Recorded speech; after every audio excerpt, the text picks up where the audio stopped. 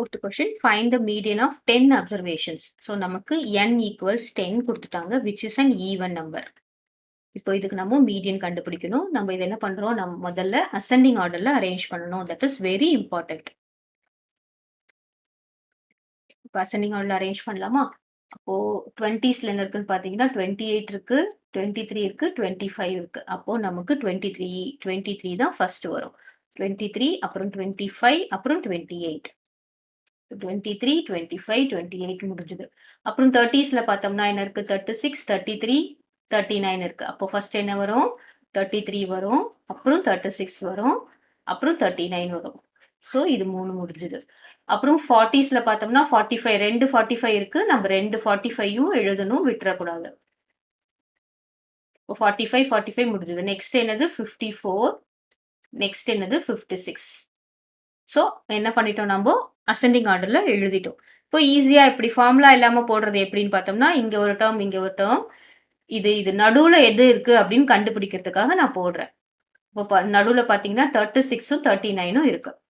So what is median அப்படின்னு பார்த்தோம்னா, இது ரெண்டுத்துக்கும் ஆவரேஜ் எடுத்தோம்னா நமக்கு மீடியன் வந்துடும். இது ஃபார்முலா இல்லாம போடுறது. 36 + 39/2.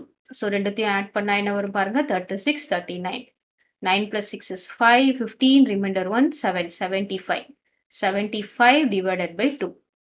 So 75 divided by 2 is 3 2s are 6, remainder 1. அப்புறம் இங்க 5 வரும், 7 2s are 14. So 0.10, 5 2s are 10. So this is 37.5. Clear? So this median with the formula என்ன பண்ணும் பாருங்க, 1/2 of n/2 term plus n/2 plus 1 term. சரியா? இப்போ 1/2 of what is n/2? n-ன்றது என்னது, இங்க 10. இப்போ 10/2 என்ன வரும், 5. அப்போ இங்க என்ன வரணும், 5th term plus இங்க என்ன வரும், n/2 is 5, 5 plus 1 is 6, 6th term. ஓகேவா?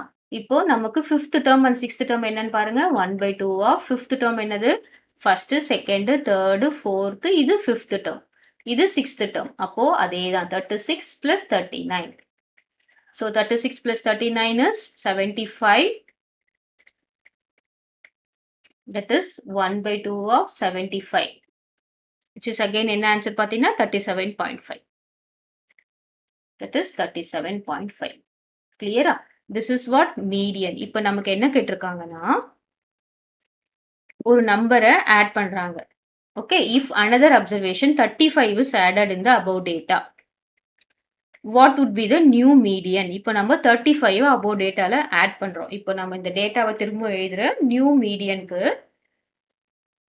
நியூ மீடியன் 35 நம்ம சேர்த்தணும்.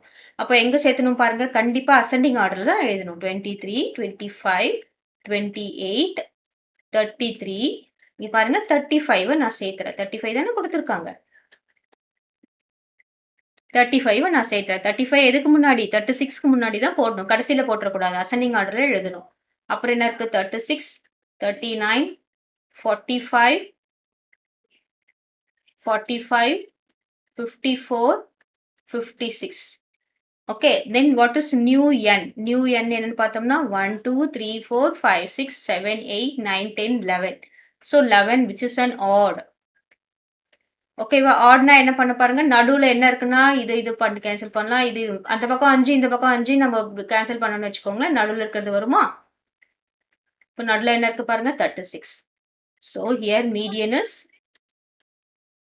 is 36. Okay, new median. This is new median is 36.